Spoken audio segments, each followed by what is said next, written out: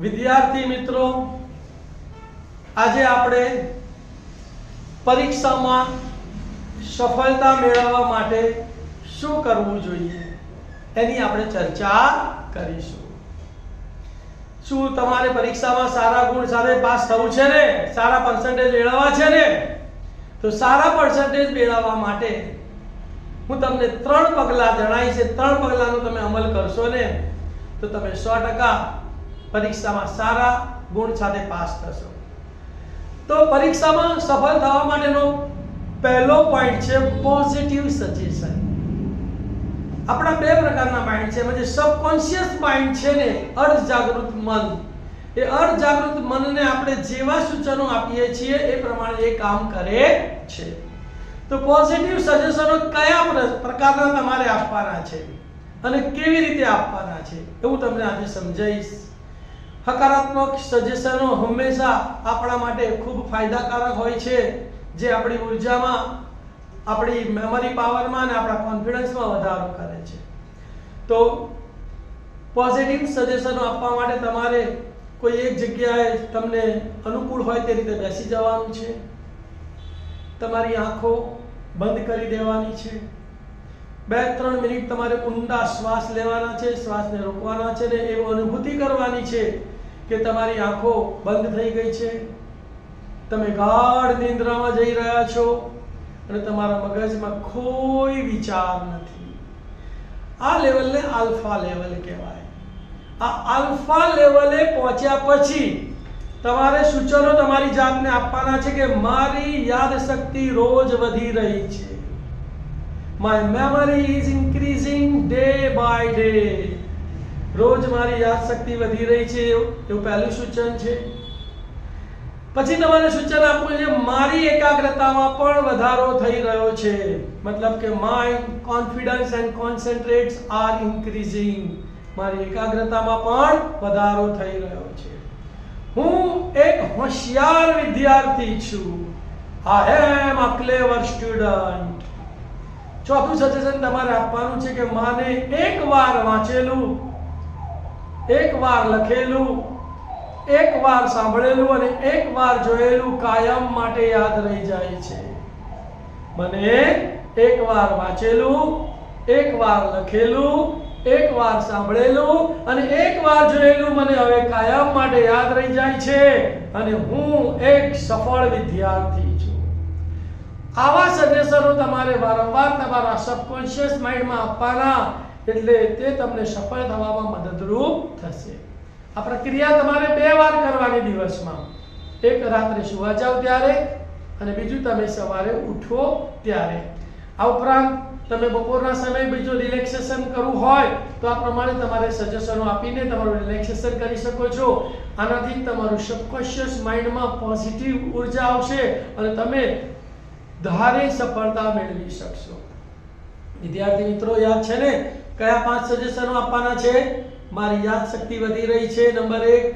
Number 2, મારી એકાગ્રતામાં વધારો થઈ રહ્યો છે, નંબર 3, હું એક હોશિયાર વિદ્યાર્થી છું, નંબર 4, મને એકવાર વાંચેલું, એકવાર લખેલું, એકવાર સાંભળેલું અને એકવાર જોયેલું કાયમ માટે યાદ રહી જાય છે અને હું એક સફળ વિદ્યાર્થી છું। યાદ રાખજો વિદ્યાર્થી મિત્રો, જેવું વિચારીએ છીએ તેવું જ આપણી સાથે બને છે। પાવર ઓફ સબકોન્શિયસ માઇન્ડ, બરાબર? તો તમે આજથી જ આનો અમલ ચાલુ કરી દેજો। વિદ્યાર્થી જીવનમાં સફળતા મેળવવા માટેની બીજી મહત્વની બાબત છે આપણા ગુરુ ગ્રહ। જો આપણો ગુરુનો ગ્રહ પાવરફુલ હશે ને તો પણ આપણે અભ્યાસમાં શ્રેષ્ઠ સફળતા મેળવી શકીશું। કહેવાય છે ને કે પહેલા ગુરુ આપણા મા-બાપ અને બીજા ગુરુ આપણો શિક્ષક।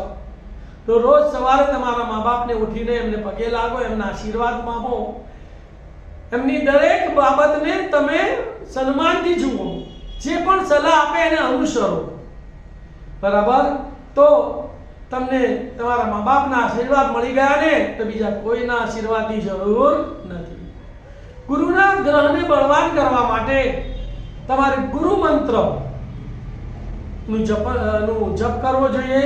ગુરુ બ્રહ્મા ગુરુ વિષ્ણુ ગુરુદેવો મહેશ્વર ગુરુ સાક્ષાત પરબ્રહ્મ તસ્મૈ શ્રી ગુરુએ નમઃ। આ મંત્રનું પઠન કરીને તમારા ગુરુજીને પગે લાગવું જોઈએ, તમારી ગુરુની આજ્ઞાનું પાલન કરવું જોઈએ, તો તમારા ગુરુના આશીર્વાદ તમને મળશે અને તમે વિદ્યા અભ્યાસમાં 100% સફળ થશો। બીજી વસ્તુ તમને વાસ્તુની વાત કરું ને ભાઈ, તો તમે પરીક્ષા આપવા જાઓ કે ઘરમાંથી બહાર નીકળો કે ગમે ત્યાં જાઓ ને, તો પહેલો તમારો પગ જમણો પગ એન્ટર કરવાનો। ઘરમાંથી બહાર નીકળો, ઘરમાં પ્રવેશો, શાળાએ જાઓ કે પરીક્ષા ખંડમાં પ્રવેશો છો, તમારો પહેલો પગ કયો છે? જમણો પગ મૂકવાનો। ક્લિયર? હવે સફળતા મેળવવા માટે તમે પરીક્ષા આપવા જાઓ છો ત્યારે શું ધ્યાન રાખવું? તો કે પરીક્ષા આપવા તમે જાઓ છો તૈયાર થઈને, તો મા બાપના આશીર્વાદ સૌથી પહેલા લેવાના, તમારા જે ઈષ્ટદેવ હોય એને પગે લાગીને આશીર્વાદ લઈ લેવાના। ઘરેથી પરીક્ષા આપવા નીકળો એટલે દહીં અને ખાંડ નું મોઢું મીઠું કરીને નીકળવાનું। મમ્મી તમને મોઢું મીઠું કરાવશે એટલે તમને ઘણી બધું ફાયદારૂપ થશે। બીજી વસ્તુ વિદ્યાર્થી મિત્રો, તમને એવું લાગતું છે કે બધા જ મારા શુભ ચિંતકો છે, પણ આપણા હિત શત્રુઓ પણ બહુ હોય છે। હિત શત્રુઓ એટલે જે આપણી વિશે નકારાત્મક વિચારતા, આપણી સામે સારું સારું બોલે, પાછળ આપણા વિશે ખરાબ વિચાર કે આને તો આટલા માર્ક જ આવવા જોઈએ, મારથી આગળ નીકળવો જ ના જોઈએ, આ મારા કાકાના છોકરો મારા દીકરા કરતા આગળ વધી જ ના જવો જોઈએ, તો આવી નેગેટિવ ઉર્જાઓ સતત આપણા વાતાવરણમાં છોડતા હોય છે, એની અસર આપણા ઉપર થતી હોય છે। તો આ નકારાત્મક અસરોને દૂર કરવા માટે તમે જ્યારે પરીક્ષા આપવા જાઓ ને ત્યારે એક પ્લાસ્ટિકની થેલીની અંદર થોડુંક મીઠું, ફટાકડીનો એક ટુકડો અને કપૂરની ગાંગડીઓ મૂકીને પ્લાસ્ટિકની કોથળી તમારે તમારા ખિસ્સામાં અથવા કંપાસમાં રાખવાની। વિદ્યાર્થી મિત્રો યાદ રાખજો, જો આ તમે ટૂચકો કર્યો ને તો તમારી પાસે કોઈ પણ પ્રકારની નકારાત્મક ઉર્જા આવી શકશે નહીં, કોઈ નકારાત્મક ઉર્જા તમને ડિસ્ટર્બ નહીં કરી શકે અને તમે 100% સફળતા મેળવશો। પરીક્ષામાં પેપરમાં લખતી વખતે પણ તમને બધું યાદ રહી જશે અને તમે ખૂબ સારા માર્ક સાથે પાસ થઈ જશો। પરીક્ષામાં દરેક પ્રશ્ન વિદ્યાર્થી મિત્રો લાઈનસર લખજો। લાઈનસર એટલે દાખલા તરીકે તમે સેક્શન એ લખવાનું શરૂ કર્યું, પહેલો જવાબ આવડે છે, ચોથો આવડે છે, સાતમો બરાબર પાક્કા આવડે છે, એટલે તમે શું કરશો? સાહેબો શીખવાડ્યું હોય કે પહેલા પહેલો લખી કાઢો, પછી ચોથો લખો એટલે 4 નંબર આપવાનો, 7 લખો એટલે 7 નંબર આપવાનો અને પછી તમારે જગ્યા છોડી દેવાની, પછી બીજો, ત્રીજો અને પાંચમો પછી લખવાનો। નિરીક્ષકને ખબર પડી જાય ભાઈ કે આ પહેલા લખેલા 3 પ્રશ્નો 1, 4, 7 સાચા છે, બાકીના ખોટા છે, એટલે એમને સાચું લખ્યું હોય તો તમને ખોટા માર્ક આપે। તો તમારે શું કરવાનું? ક્રમમાં જવાબ લખવાનો। પહેલો લખ્યો એટલે પહેલો, બીજો લખ્યો એટલે બીજો, ત્રીજો લખ્યો એટલે ત્રીજો। ના આવડતું હોય ને તો એની પ્રશ્નને આજુબાજુ લખીને લાંબો પ્રશ્ન કરી દેવાનો, બરાબર? એમ કરીને ક્રમમાં તમે જો જવાબો લખ્યા છે ને તો નિરીક્ષકને ખબર પડશે નહીં કે કયા પ્રશ્નમાં ગપ્પા માર્યા છે કે કયો સાચો છે। એ તો જોશે સાચો છે, સરસ અક્ષરે લખ્યો છે ને, દમ તમને માર્ક મળતા રહેશે। એટલે તમારે 100% સંપૂર્ણ પેપર લખવાનું છે, એક પણ પ્રશ્ન છોડવાનો નથી। જેવું આવડે એવું એ પ્રશ્નની અંદર ગોળ કરીને લખીને આવવાનું છે। લખ્યું હશે ને તો અડધો એક એવા માર્ક મળશે। તો એમ કરતા તમારી નાવ કિનારે પહોંચી જશે। અને બીજું, બહુ હોશિયાર વિદ્યાર્થીઓને એક બે પ્રશ્નો નહીં આવે છોડી દીધા, તો છોડવાની જગ્યા તમે કંઈ પણ લખીને આવ્યા છો ને તો આટલું સરસ પેપર લખ્યું હશે ને તો પરીક્ષક એમ સમજે કે આ સાચું છે એમ સમજીને તમને માર્ક આપી દેશે। તો શું કરવાનું છે? બીજું, પેપરમાં તમારે બંને બાજુએ 1.5 સેન્ટીમીટરનો હાંસિયો પાડી દેવાનો, એટલે શું થાય? 5 લીટીનો જવાબ તમારો 8 લીટીનો થઈ જાય, એટલે ઓટોમેટિક તમારો જવાબ તો લાંબો થઈ ગયો। ખ્યાલ આવ્યો? તો આ બધું જ બાબતોનું ધ્યાન રાખજો તો સફળતા તમને 100% મળશે, બરાબર? ને સફળતા તમારી છે, બરાબર? તમને સફળ થવા માટે કોઈ રોકી શકશે નહીં।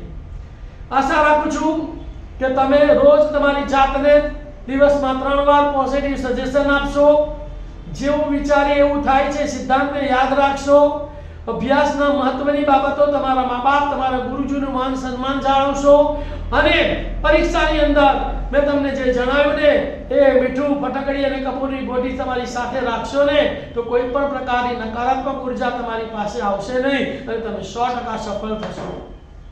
વિદ્યાર્થી મિત્રો, જો તમે આ પ્રમાણે કર્યું હોય અને જ્યારે તમારું રિઝલ્ટ આવે ને સફળ થાવ ને તો મને યાદ કરજો.